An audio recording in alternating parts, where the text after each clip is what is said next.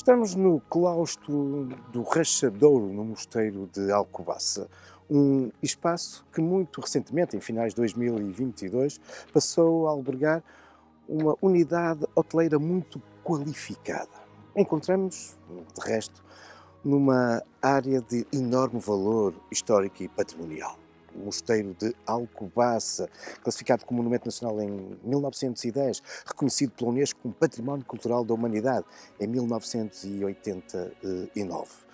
Um monumento marcante na história de Portugal, profundamente associado à origem da nacionalidade. Aquele que foi um dos primeiros e dos mais importantes mosteiros da Ordem de Cister, dos Monges Brancos, na Península Ibérica. É também a primeira grande obra gótica em Portugal. Este claustro, hoje com o seu hotel, corresponde já a uma fase tardia da expansão do mosteiro entre o século XVII e o século XVIII, mas as suas origens, de facto, remontam às origens de nacionalidade no século XII e possui diversas dimensões de grande interesse, não só a artística, a arquitetónica, claro que a religiosa, a simbólica, também as questões ligadas à economia e à agricultura. Mas o Mosteiro de Alcobaça foi também fundamental na dimensão estratégica e política. Vamos conhecer a história deste mosteiro.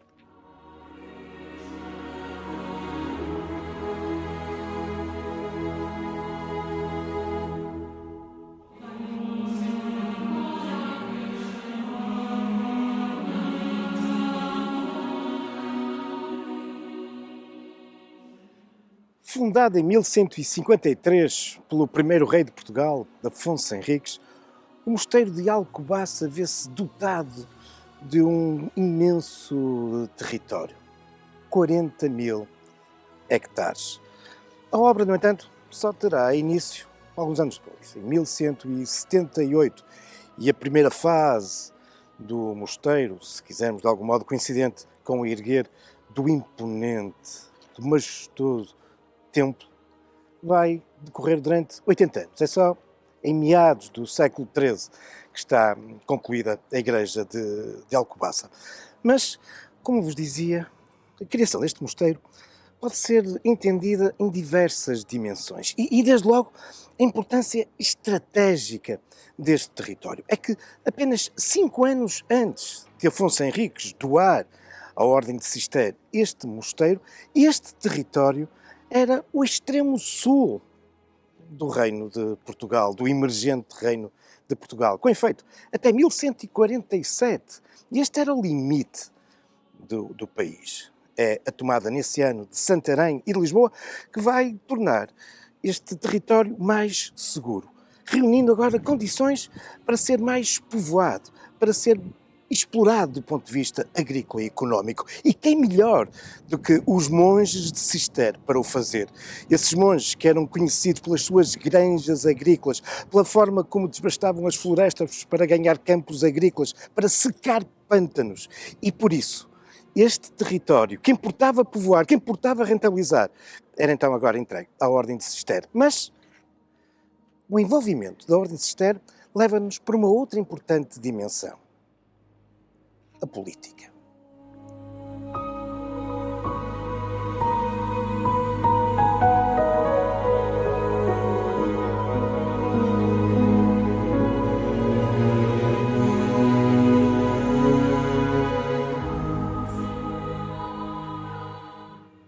Alcobaça não é o primeiro mosteiro da Ordem de Cister em Portugal. Já antes haviam surgido, o primeiro de todos, São João de Tarouca, mas também Santiago de Sedé, Salzedas. Não é o primeiro, mas não anda muito longe das primeiras casas dos monges brancos que se implantaram em Portugal. E é o maior de todos. Trata-se, de resto, de um dos maiores mosteiros cistercienses de toda a Península Ibérica. E resulta, de facto, de um grande envolvimento de Afonso Henriques. Mas podemos esquecer que, como há pouco dizia, existem muitas dimensões em torno do aparecimento deste mosteiro. Para lá da óbvia questão religiosa, para lá, como vimos, da importância agrícola, económica, estratégica do mosteiro, e não podendo, como é óbvio, isolar o homem do seu tempo, isto é, Afonso Henriques era seguramente um fervoroso católico, mas há aqui uma outra importantíssima dimensão para percebermos este profundo envolvimento com a Ordem de Cister por parte de Afonso Henriques. E essa dimensão é também a dimensão política. De facto, a Ordem de Cister ia-se afirmando uma das mais importantes instituições religiosas da Europa medieval. Essa ordem que, em grande parte, desenvolvida por São Bernardo de Claraval, procurava, com alguma crítica à forma como o movimento beneditino se tinha desenvolvido, criticando Coligny, procurava regressar aos princípios das regras de São Bento. E, neste contexto, vinha-se afirmando e espalhando pela Europa.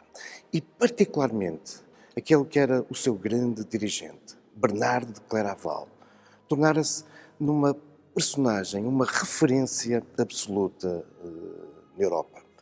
Recusando outros cargos que não aquele que possuía na Ordem de Cister, no entanto, Bernardo era de tal forma influente que aconselhava papas, estava por trás da eleição de outros. Teve um papel importante também no desenvolvimento da Ordem dos Templários. Ora, um homem poderoso como este, com a sua instituição, a Ordem de Cister, interessava também a Afonso Henriques, no contexto da sua política crescentemente autonómica e independentista. Ter a Ordem de Cister e Bernardo de Claraval do seu lado era ter um importante aliado. Aliás, sintomaticamente, a carta de Couto, a carta de fundação do mosteiro de Alcobaça foi dada por Afonso Henriques diretamente a Bernardo de Claraval. Aliás, não deixa de ser também importante aqui referirmos que neste contexto, Bernardo de Claraval, que era considerado ainda em vida um santo e que foi canonizado logo após a sua morte, era também amigo de um dos homens mais próximos de Afonso Henriques, Teotónio. São Teotónio, que Afonso Henriques irá colocar a dirigir esse também projeto muito ambicioso, religioso, político e cultural, que foi Santa Cruz de Coimbra. Teotónio era amigo de Bernardo de Claraval, correspondia-se com ele e ambos terão tido um papel de facto importante para sensibilizar Roma naquilo que irá ter como corolário 1179, a Bula Manifestos Probatum, pela qual Roma reconhece a independência de Portugal. Mas, em todo esse contexto, aqui, Alcobaça terá um papel importante. Aliás, ao longo dos séculos, Alcobaça foi sempre um símbolo nacional. E a esse propósito, não podemos deixar de sublinhar esta sala onde nos encontramos, a Sala dos Reis, onde podemos ver representados os monarcas portugueses até ao século XVIII, até Dom José, altura em que foi concebido este espaço. Todos os reis? Não. Sintomaticamente, de Dom Sebastião para Dom João IV, faltam os três Filipes, ou seja, o período da união dinástica com Espanha. Curioso é também a representação de Afonso VI. É o único que não tem coroa, porque foi um rei deposto. Mas aqui encontramos também um conjunto muito interessante de painéis de azulejos, que nos narram a forma como, segundo a tradição, segundo a lenda, surgiu o mosteiro de Alcobaça. E aqui, uma vez mais, Bernardo de Claraval tem um papel importante. Aqui podemos ver como Afonso Henriques, com apenas 250 homens, procura tomar Santarém. Para isso pede a intercessão de Bernardo para que consiga a vitória. E faz uma promessa. Se conseguisse tomar Santarém, mandaria construir um grande mosteiro. Um outro painel vê-se Bernardo a ter uma revelação do céu, tendo conhecimento deste voto por parte de Afonso Henriques e vai, juntamente com os seus monges, rogar a Deus para que Afonso Henriques tenha sucesso.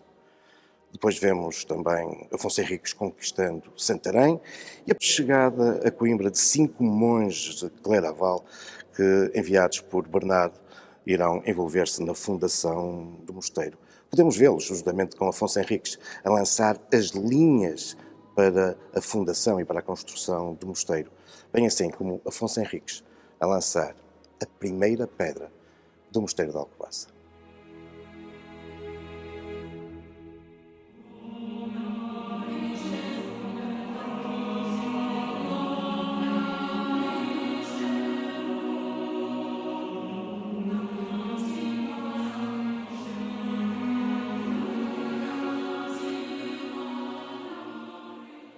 A lenda da vinda dos 5 monges para com Afonso Henriques escolherem o local da construção do mosteiro pode ter algum fundo de verdade. Com efeito, apesar da historiografia tradicional, antiga, indicar que foram monges de Cister que vieram de Tarouca e que deram início à construção deste mosteiro, a verdade é que hoje os investigadores, os historiadores, não têm muitas dúvidas em acreditar que, de facto, a construção se deve a monges e mestres, pedreiros e arquitetos que vieram do exterior e desde logo porque a construção deste mosteiro representa um importante corte do ponto de vista da arquitetura e da história da arte. Estamos perante aquela que é a primeira construção gótica em Portugal. Uma estética que não existia no nosso país e que por isso se fica a dever essa influência vinda do exterior. O gótico, que de resto é uma arte que fica muito associado à sua difusão, à ordem de Cister. Esta preocupação com a entrada da luz no interior dos templos, representando um corte com a tradição do românico anterior, com igrejas muito mais escuras. Mas se Deus é a vida, se Deus é a fonte da luz, então fazia todo o sentido que a luz inundasse o interior da igreja. Estamos, contudo, perante um gótico muito depurado, um gótico onde o investimento artístico é muito reduzido. Isso tem a ver, afinal, com os ensinamentos, com as preocupações de Bernardo Claraval. Um desprendimento da relação àquilo que não é o essencial. Uma crítica às manifestações artísticas, por vezes exuberantes, que estavam também associadas ao românico, desde elementos arquitetónicos, decorativos, artísticos, até às simples iluminuras, ou mesmo às alfaias litúrgicas, nomeadamente se fossem feitas em ouro, metais preciosos ou com pedras preciosas. Não, Bernardo Claraval advogava o despojamento e um discurso também do ponto de vista arquitetónico, muito, muito simples. E este gótico inicial, aqui de Alcobaça, representa-nos isso mesmo. Uma igreja que ao longo dos séculos se tornou numa referência nacional e por isso não admira que aqui encontremos um panteão com famosas sepulturas, desde logo as de Pedro e Inês de meados do século XIV, peças tumulares de referência incontornável no nosso país. Mas na sala que se chama sintomaticamente Panteão, encontramos também um interessante conjunto de túmulos de rainhas e infantes, fundamentalmente do século XIII.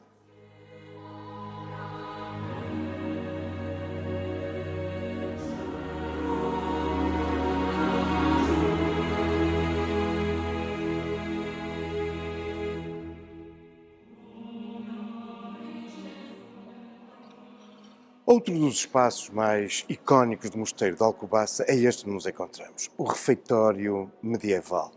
Belíssimo, imponente e um espaço privilegiado para entendermos muito das estratégias da arquitetura gótica, com os seus arcos quebrados, com estes arcos que se cruzam em ogiva. Merece também uma referência o púlpito, esta estrutura do alto da qual o monge leitor lia entoava as escrituras ou outros textos sagrados, enquanto os monges faziam as suas refeições. O refeitório que se localiza estrategicamente, de um modo funcional, ao lado da cozinha. É um outro espaço marcante do mosteiro, com a sua gigantesca chaminé, a extensa mesa de pedra e os tanques onde corria a água. Essa água fundamental para preparar as refeições, para lavar os utensílios. A água que, de resto, é crucial em qualquer mosteiro. E não é por acaso que Alcobaça foi implantado neste sítio. Aqui cruzam-se dois rios, o Alcoa e o Baça, que se juntam e estão na origem do topónimo Alcobaça.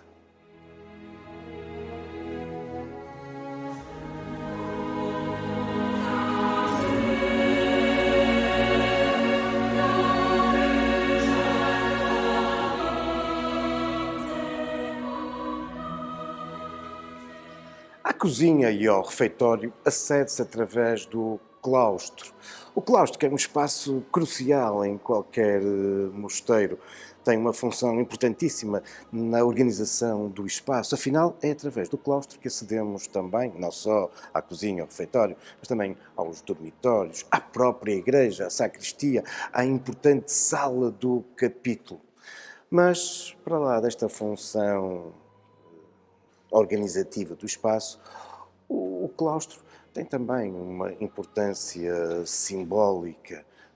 Por exemplo, muitos dos monges eram sepultados no próprio claustro. E, claro, uma função religiosa.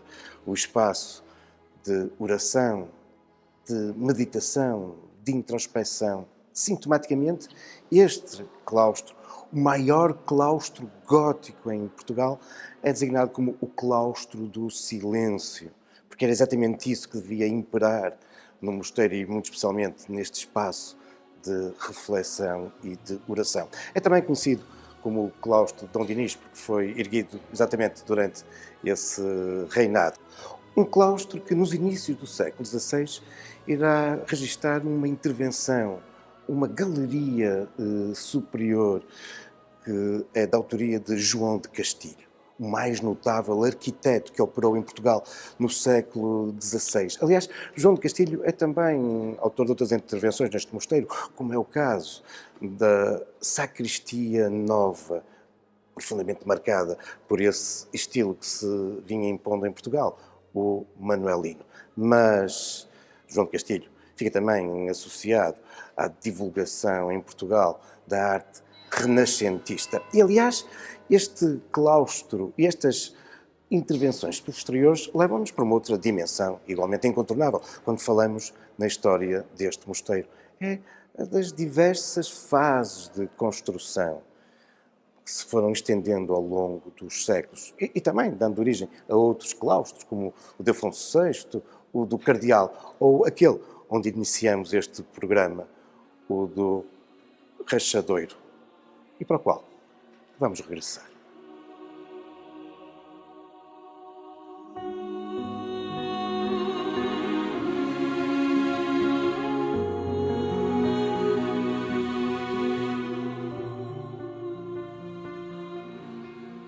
O claustro do Rachadouro corresponde a essa fase de ampliação que o mosteiro vai registando desde o século XVI e, mais precisamente, nesta parte, já no século XVII, em obras que se vão estender até a segunda metade do século XVIII. Um claustro que possui esta curiosa designação porque este seria um espaço onde se racharia muita da lenha que depois era necessário para alimentar os fornos da cozinha e de outras dependências do mosteiro, incluindo aqui, numa das alas deste claustro, os espaços relacionados com a biblioteca. Aliás, este claustro é também conhecido como o claustro da biblioteca, nomeadamente uma série de armazéns e oficinas que existiam nos pisos térreos, como era o caso da oficina da encadernação.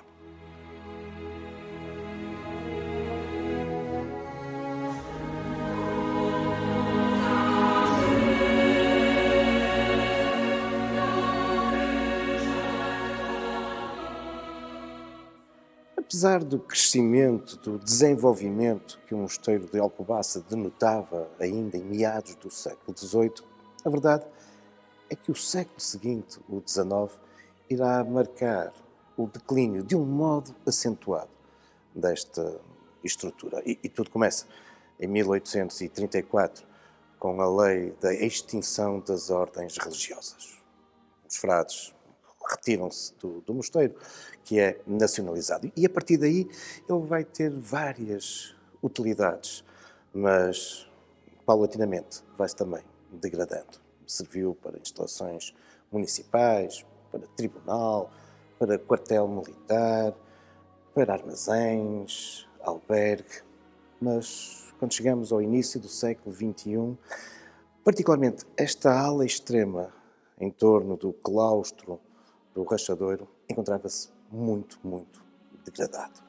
Portanto, muito recentemente, um grupo económico fez um forte investimento, cerca de 25 milhões de euros, que deram origem, em 2022, a um hotel, uma estrutura hoteleira muito qualificada, de 5 estrelas, o Mosteiro de Alcobaça Histórico Hotel, que tem a assinatura de Eduardo Souto Moura, um dos mais destacados arquitetos portugueses, possuidor do prémio Pritzker, aquele que é considerado o prémio Nobel da arquitetura. Ora, Eduardo Souto Moura faz aqui uma intervenção relevante e, inspirando-se no próprio ideário da Ordem de Cister, é uma intervenção minimalista, desprovida de investimento decorativo. Pelo contrário, valoriza-se o branco, os monges brancos, e valoriza-se igualmente os materiais naturais da construção, a pedra, a madeira. Mas quando é necessário, Eduardo Souto Moura não tem problema também em assumir componentes bem contemporâneas como o aço, o vidro ou mesmo o betão. Também o mobiliário é assinado por Eduardo Souto Moura, embora se encontrem aqui também algumas peças de outro prémio Pritzker português, Álvaro Siza Vieira.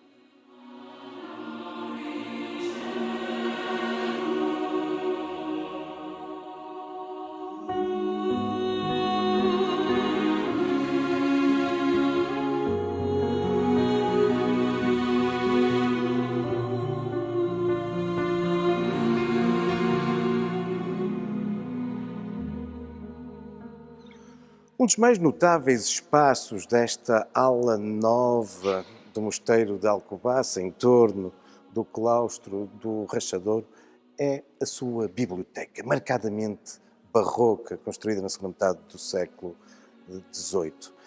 Ao longo dos séculos, os monges de Alcobaça foram, de facto, constituindo um importante acervo. Na Idade Média, os monges copistas iam copiando muitos dos códices que aqui se foram avolumando. Depois, com a imprensa, também muitos outros volumes. Mas, relativamente aos códices, eles eram, de facto, muito importantes. Mais de 300, muitos deles primorosamente iluminados, isto é, com iluminuras, e que se encontram hoje na Biblioteca Nacional em Lisboa. Este espaço, que integra hoje também o hotel, foi igualmente intervencionado por Eduardo Souto Moura. E aqui destacam-se, entre muitos outros aspectos, o embrechado, este fabuloso trabalho no pavimento com um jogo de diferentes tonalidades de mármore, negro, rosa, branco, amarelo, fazendo-nos lembrar um outro trabalho e uma outra famosa biblioteca do nosso país, também desta época, a do Palácio e Convento de Mafra. Mas isso são já outros factos, também algumas lendas, futuros caminhos da história.